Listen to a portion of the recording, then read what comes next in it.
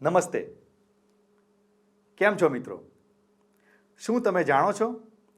પ્રભુ ઈસુ ખ્રિસ્ત ખૂણાનો મુખ્ય પથ્થર છે અને તે જીવંત પથ્થર છે. આપણે તેમની પાસે આવીને જીવંત પથ્થર જેવા આત્મિક ઘરમાં ચણતર પામીએ છીએ, કારણ કે તેમના પર વિશ્વાસ કરનાર કદી પણ શરમાશે નહીં. શું તમે તે માટે તૈયાર છો?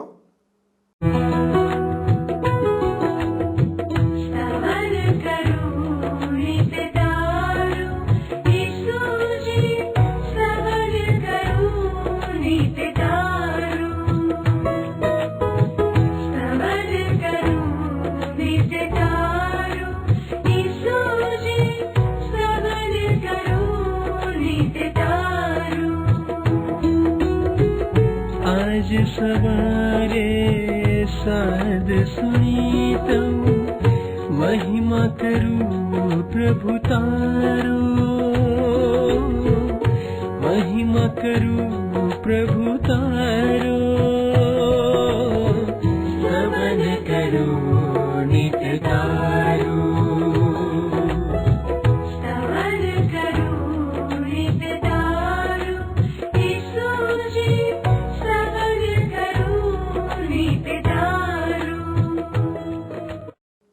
પ્રિય મિત્રો, સ્તવન કાર્યક્રમમાં આપ સૌનું હાર્દિક સ્વાગત છે. મિત્રો, ઈશ્વર એવું નથી ઈચ્છતા કે કોઈ પણ માનવી પાપમય જીવન જીવીને સદાકાળના વિનાશમાં જાય.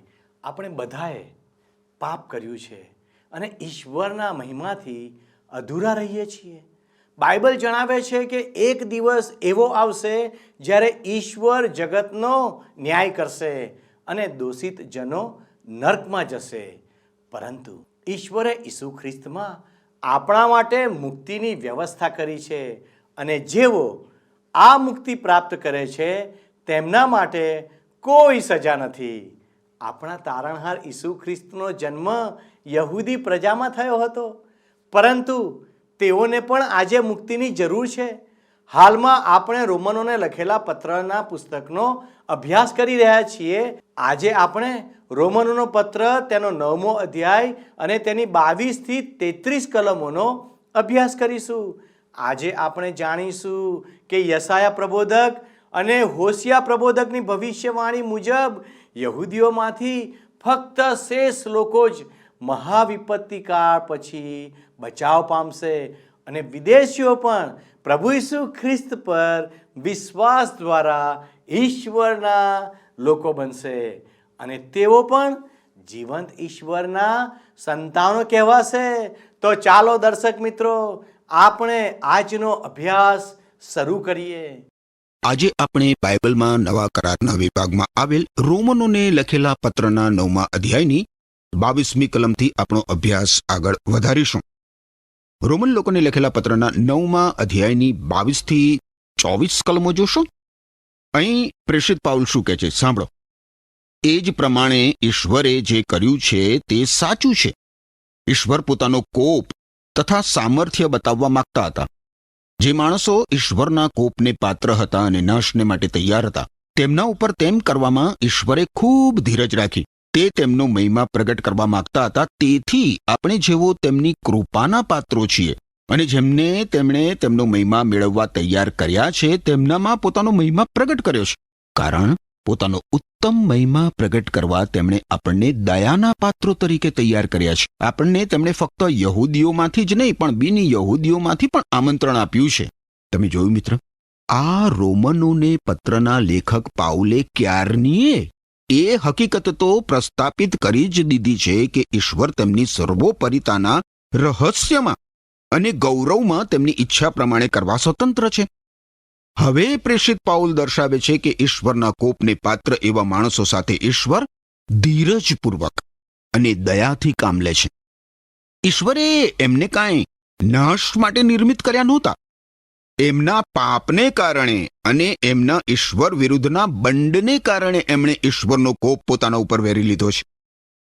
ઈશ્વરે તેમના પર તાત્કાલિક પોતાનો કોપ વરસાવ્યો હોત ને મિત્ર, તો ઈશ્વરનું એવું કૃત્ય અન્યાયી કે અયોગ્ય ના ગણાત. પણ તમે જુઓ, ઈશ્વર આવા લોકો સાથે જીવ વગરની માટીની જેમ વ્યવહાર નથી કરતા, પણ સ્વતંત્ર ઈચ્છા શક્તિ ધરાવતા માનવી જેવો વ્યવહાર કરે છે. ઈશ્વરને આધીન થવાની સહેજ પણ ઈચ્છા આવા માણસોને હોય ને મિત્ર, તો એ પ્રગટ કરવાની પૂરતી તકો ઈશ્વર એમને આપે છે. જો કે ઈશ્વર પાપને ધિક્કારે છે અને ઈશ્વરે પાપને કાયમ માટે સજા કરવી જ જોઈએ. એમ છતાં ઈશ્વરની કૃપા પાપમાં પડતા માનવીઓ માટે સતત વહેતી રહે છે. વારું, આ વાત ઇઝરાયેલી લોકો માટે આપણે જોઈ.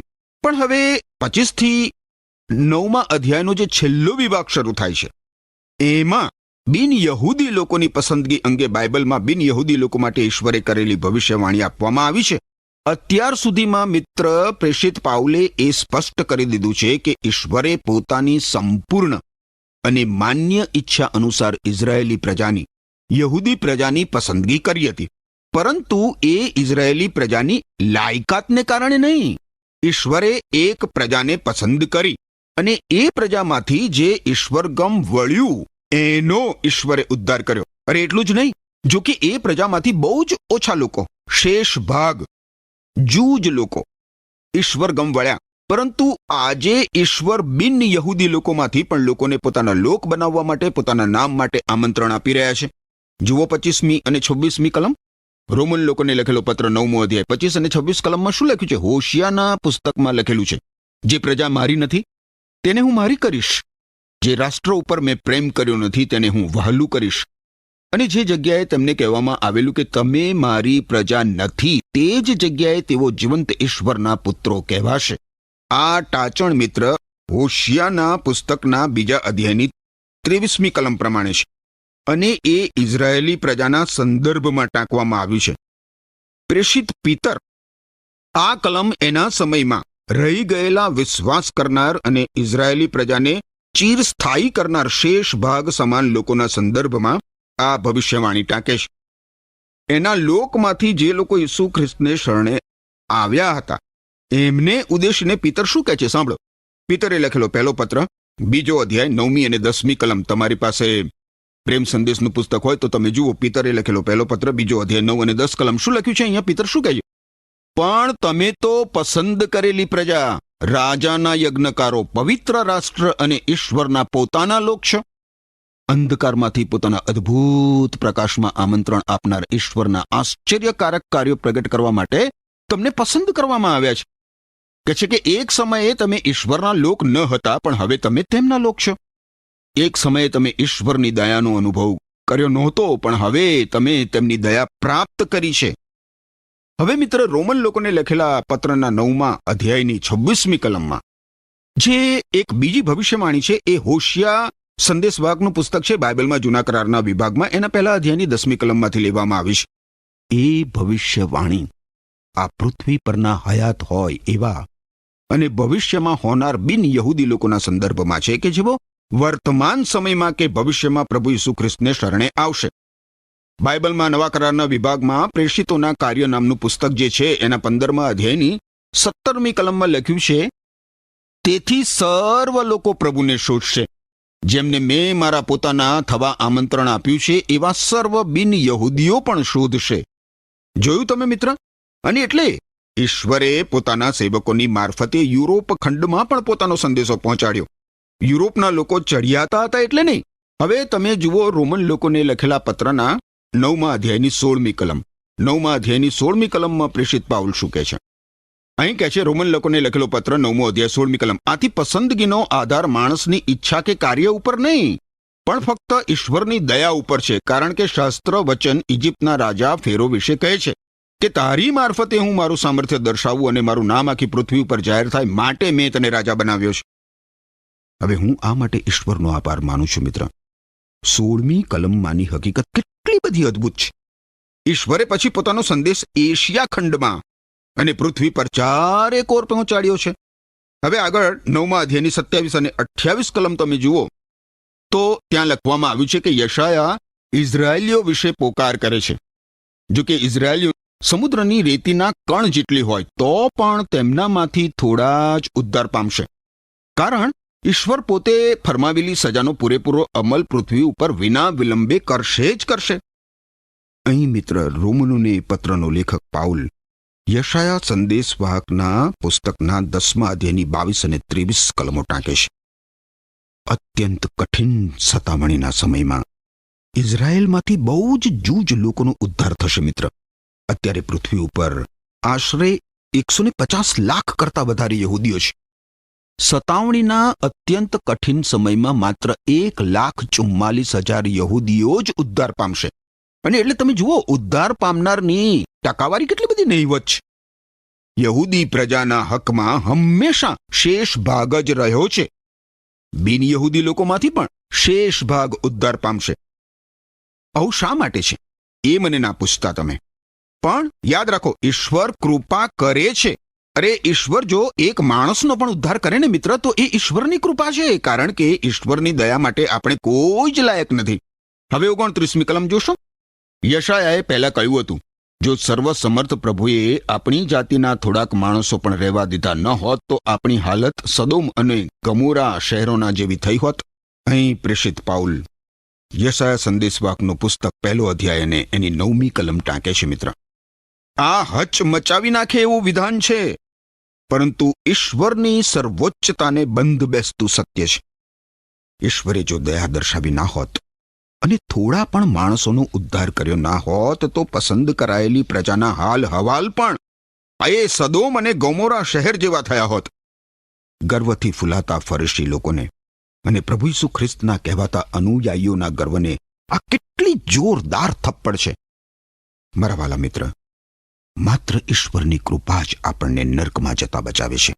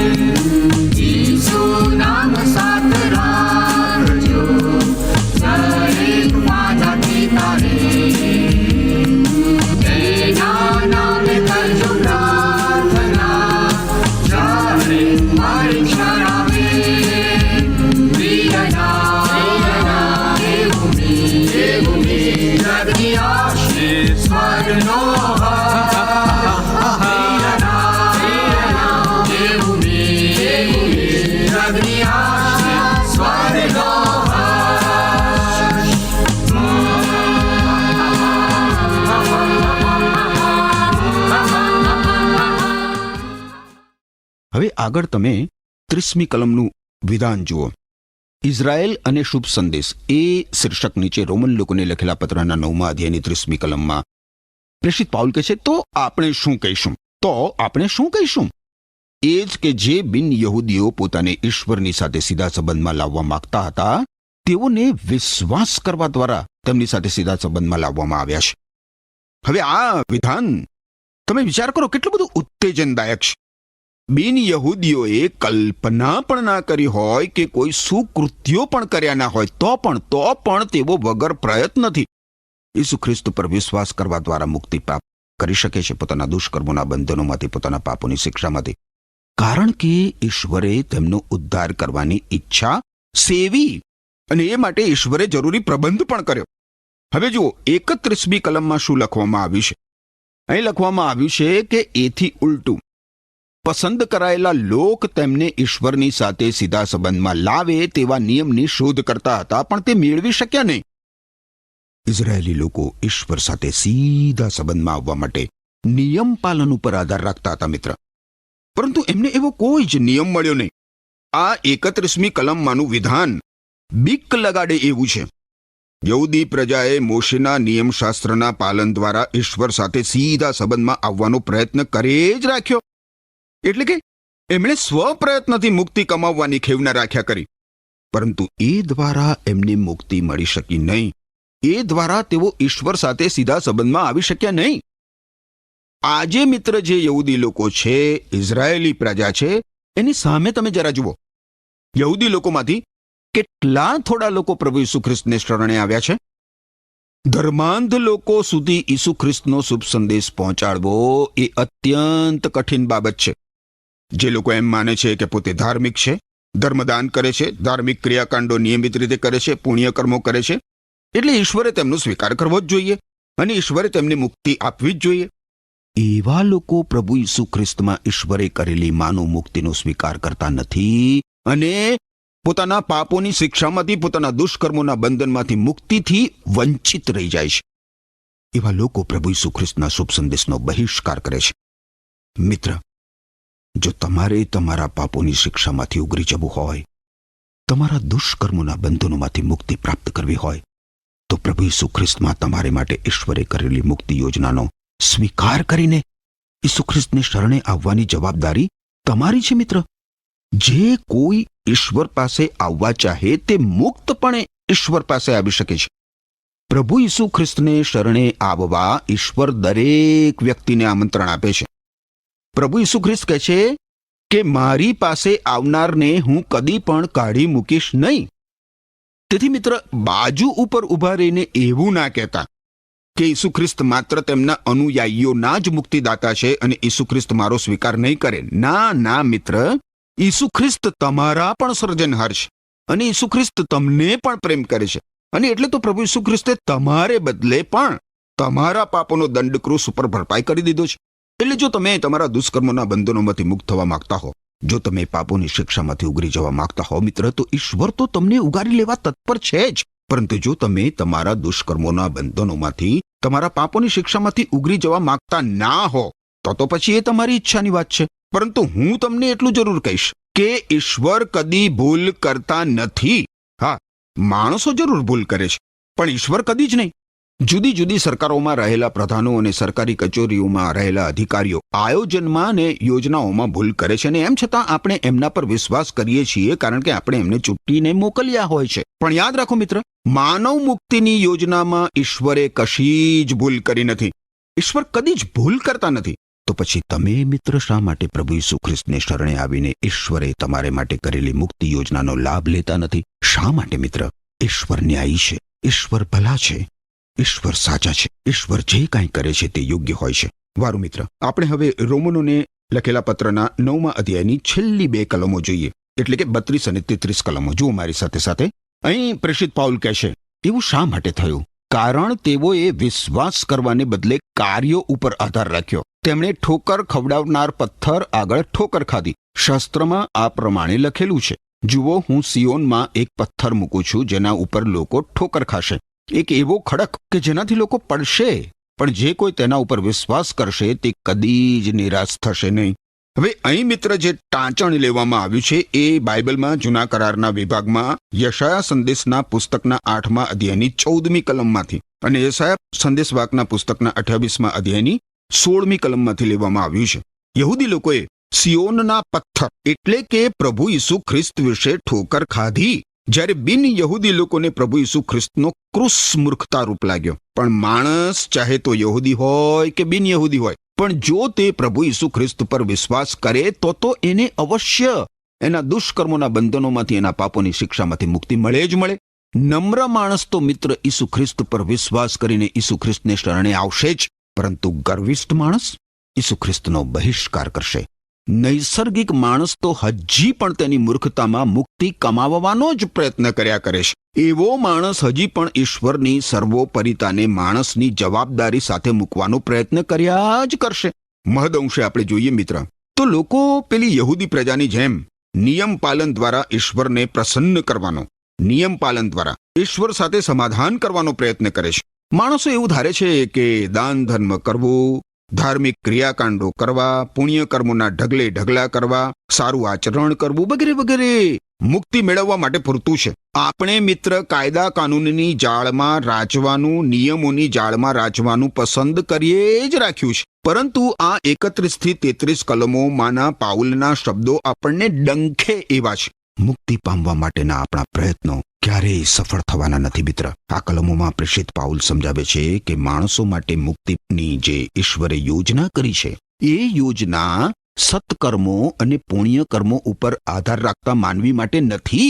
એ યોજના તો એવા લોકો માટે છે જે નમ્ર બનીને ઈશ્વર સમક્ષ કબૂલ કરે કે હે પ્રભુ ઈસુ, હું ગમે તેટલો સારો હોઉં, ધાર્મિક હોઉં, પુણ્યશાળી હોઉં, સત્કર્મી હોઉં, છતાં હું પાપી છું અને મને તમારી જરૂર છે પ્રભુ. હું મારા પાપોની માટે તમારે શરણે આવું છું. એટલે મિત્ર, પ્રભુ ઈસુ ખ્રિસ્તે માનવી માટે ક્રૂસ ઉપર જે યજ્ઞ કર્યો છે એમાં વિશ્વાસ મૂકનાર માનવી જ મુક્તિ પામી શકે છે. એવું કરનાર માણસે પાછળથી શરમાવવું પડતું નથી કે પસ્તાવવું પડતું નથી. હવે આપણે જો 32મી કલમ ઉપર વધારે વિચાર કરીએ મિત્ર, તો આપણને સમજાય છે કે યહૂદી લોકોનું લક્ષ્યાંક તો બહુ જ યોગ્ય અને સારું હતું. એ લોકો ઈશ્વરને માન આપવા ઈચ્છતા હતા, પરંતુ એ લોકોએ પોતાનું લક્ષ્યાંક સિદ્ધ કરવાનો ખોટો અને વ્યર્થ માર્ગ અપનાવ્યો હતો, નિયમના ચુસ્ત અને પીડાકારક પાલન દ્વારા. એમાંના કેટલાક લોકો માટે નિયમ જ ઈશ્વર બની ગયો હતો. ઈશ્વર કરતા એ લોકો નિયમને વધારે સ્વાર્પિત એવું જીવન જીવતા થઈ ગયા હતા. એવા લોકોએ ધારી લીધું હતું કે તેઓ નિયમનું પાલન કરે છે એટલે ઈશ્વરે તેમના લોક તરીકે તેમનો સ્વીકાર કરવો જ જોઈએ. પરંતુ માણસ ઈશ્વરને નિયંત્રિત કરી શકતો નથી મિત્ર. માણસ ઈશ્વર ઉપર સત્તા કે અધિકાર ચલાવી શકતો નથી. માણસ ઈશ્વર ઉપર અંકુશ ધરાવી શકતો નથી, કારણ કે માણસ ઈશ્વરથી ઊંચો નથી, પણ ઈશ્વર માણસથી ઊંચા છે. માણસ ગમે તે કરે, ચાહે તે કરે, પણ તે ઈશ્વરને આંબી શકતો નથી. ઈશ્વરની ઊંચાઈને સર કરી શકતો નથી. સર કરી શકાય, આંબી શકાય એવા ઈશ્વરો ઈશ્વર જ નથી. અરે ઈશ્વર તો અનાદિ અનંત સર્વોપરી સર્વોચ્ચ, આંબી ના શકાય એવા, સર કરી ના શકાય એવા સર્વસમર્થ અત્યંત પવિત્ર પરમ ઈશ્વર છે. જ્યારે માણસ એ માણસ છે અને એ માણસ જ રહેશે. માણસ કદી ઈશ્વર બની શકે નહીં. ઈશ્વર એ ઈશ્વર છે. ઈશ્વર સમક્ષ માણસ ગંજીફાના પત્તાની જેમ પોતાના પુણ્ય કર્મો, પોતાના સત્કર્મો, પોતાનો ધર્મ, જપ તપ, જ્ઞાન, ભક્તિ, ફિલસૂફી, સંસ્કૃતિ એ બધું જ મૂકી શકે નહીં. અરે ઈશ્વરની એક ફૂંક માત્રથી એ બધું હવામાં ઉડી જાય. એટલે મિત્ર, ઈશ્વરને વશ ના કરી શકાય. ફરીથી કહું છું મિત્ર કે વશ કરી શકાય તે ઈશ્વર નથી. યહૂદી લોકો જૂનો કરાર સમજી શક્યા નહોતા. જૂના કરારમાં વિશ્વાસ દ્વારા મુક્તિનું શિક્ષણ આપવામાં આવ્યું છે, માનવીય પ્રયત્નો દ્વારા નહીં. પરંતુ હજી આજે પણ ઘણા બધા લોકો પ્રભુ ઈસુ ખ્રિસ્ત વિશે ગોથા ખાય છે, કારણ કે પ્રભુ ઈસુ ખ્રિસ્ત પર વિશ્વાસ કરવાથી મુક્તિ મળે છે એ લોકો સમજી શકતા નથી કે સ્વીકારી પણ શકતા નથી. આવા લોકો મુક્તિ મેળવવા પોતાના પ્રયત્નો ઉપર જ આધાર રાખે છે. જ્યારે બીજા વળી એવું માને છે કે ઈશ્વર તેમના પાપો તરફ આંખ આડા કાન કરી નાખશે. અને એ સિવાય બીજા કેટલાક માટે પ્રભુ ઈસુ ખ્રિસ્તના ધોરણો દુનિયાના ધોરણોથી ભિન્ન હોવાને કારણે તેઓ પ્રભુ ઈસુ ખ્રિસ્તને શરણે આવતા નથી. ઈસુ ખ્રિસ્ત માણસ પાસે નમ્રતા માગે છે મિત્ર, અને ઘણા લોકો પ્રભુ ઈસુ ખ્રિસ્ત સમક્ષ નમ્ર બનવા માંગતા નથી. પ્રભુ ઈસુ ખ્રિસ્ત માનવી પાસેથી આધીનતા માગી લે છે, અને ઘણા લોકોને પોતાની ઈચ્છા પ્રભુ ઈસુ ખ્રિસ્તના હાથોમાં સોંપી દેવાનું ગમતું નથી. મિત્ર, મેં જે પ્રકારના લોકોનું વર્ણન કર્યું એમાં તમારો સમાવેશ તો થતો નથી ને? મારા પ્રશ્ન ઉપર વિચાર કરવામાં ઈશ્વર તમારી સહાય કરો. ફરી મળીએ ત્યારે મિત્ર આપણે રોમન લોકોને લખેલા પત્રના 10મા અધ્યાયનો અભ્યાસ કરવાના છીએ. પ્રેમ સંદેશમાં પૃષ્ઠ નંબર 448. મારી તમને નમ્ર વિનંતી છે મિત્ર, કૃપા કરીને જો પ્રેમ સંદેશ નામનું પુસ્તક તમારી પાસે હોય તો રોમન લોકોને લખેલા પત્રનો 10મો અધ્યાય તમે વાંચી રાખજો.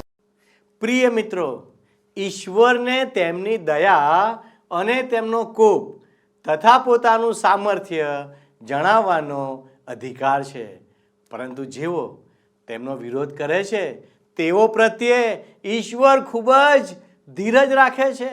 ઈશ્વરે ન્યાય કરવામાં વિલંબ કર્યો છે અને તેઓને પસ્તાવો કરવાની વધુ તક પણ આપી છે. યહૂદીઓ અને બિન યહૂદીઓ બંને ઈશ્વરની તારણની યોજનાનો લાભ લઈ શકે છે. હોશિયા પ્રબોધકની ભવિષ્યવાણી મુજબ વિદેશીઓ પણ ઈશ્વરના તારણની યોજનાનો ભાગ બની શકે છે. ઈશ્વરની પસંદગીનો આધાર વિશ્વાસ છે. વિદેશીઓ ઈશ્વર સાથે યોગ્ય સંબંધ રાખવાનો કોઈ રસ્તો શોધી રહ્યા ન હતા, પરંતુ જ્યારે તેઓએ શુભ સંદેશ પ્રાપ્ત કરી ત્યારે તેઓએ વિશ્વાસથી તેનો સ્વીકાર કર્યો. મોટા ભાગના યહૂદીઓએ નિયમનું પાલન કરવા દ્વારા ન્યાયપણું પ્રાપ્ત કરવાનો પ્રયાસ કર્યો, પણ તેઓએ વિશ્વાસ કર્યો ન હોવાથી ઉદ્ધાર પ્રાપ્ત કરી શક્યા નહીં, કારણ કે તેમનામાં વિશ્વાસનું વલણ નહોતું. મોટા ભાગના યહૂદીઓએ ઈશ્વરના માફ કરવાના પ્રસ્તાવનો અસ્વીકાર કર્યો હતો. ખ્રિસ્ત એટલે કે ઈસુ ખૂણાનો મુખ્ય પથ્થર છે અને યહૂદી લોકોએ સિયોનના પથ્થર એટલે કે પ્રભુ ઈસુ ખ્રિસ્ત વિશે ઠોકર ખાધી. યશાયા પ્રબોધકનું પુસ્તક તેનો 8મો અધ્યાય અને 14મી કલમમાં ઈશ્વરને એક ખડક તરીકે દર્શાવવામાં આવ્યા છે, જે ઇઝરાયલ પ્રજા માટે સલામતીનું સ્થાન પ્રદાન કરી શકે છે. પરંતુ જો તેઓ ઈશ્વરના રક્ષણના પ્રસ્તાવને નકારી કાઢશે તો તેઓ ઠેસ ખાશે. જેઓ આ ખૂણાના મુખ્ય પથ્થર પર વિશ્વાસ કરશે તેઓ શરમાશે નહીં. જેઓ ઈસુ ખ્રિસ્તમાં વિશ્વાસ રાખે છે તેમને ખ્રિસ્ત ક્યારેય નિરાશ કરશે નહીં. તો મિત્રો, શું તમે વિશ્વાસ કરવા તૈયાર છો? શું તમને લાગે છે કે તમે વિશ્વાસ કરી શકો છો? આવો આપણે પ્રાર્થના કરીએ. ભલા ઈશ્વર પિતા, તમે અમને મદદ કરો કે અમે તમારા પર વિશ્વાસ મૂકી શકીએ. પવિત્ર દેવ, તમે અમને વિશ્વાસ કરવાને માટે મદદ કરો.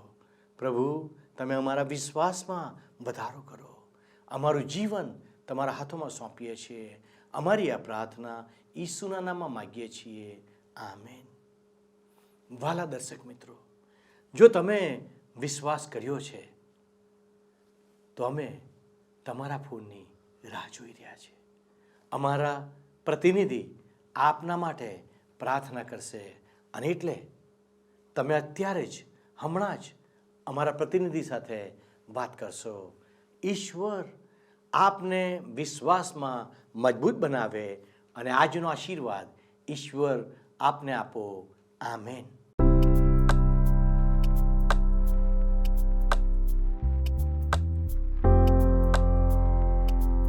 મિત્રો, ગત પ્રશ્નનો જવાબ છે ઈશ્વરની ઈચ્છા પર.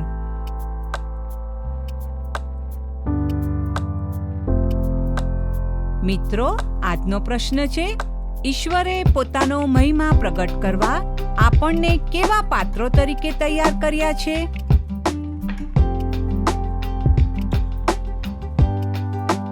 જવાબ આપે સ્ક્રીન પર દર્શાવેલ વોટ્સએપ નંબર પર આપવાનો રહેશે. કાર્યક્રમ દરમિયાન પૂછેલા પ્રશ્નનો સાચો જવાબ આપનાર વિજેતાઓના નામ દર મહિનાના પ્રથમ સોમવારે જાહેર કરવામાં આવશે.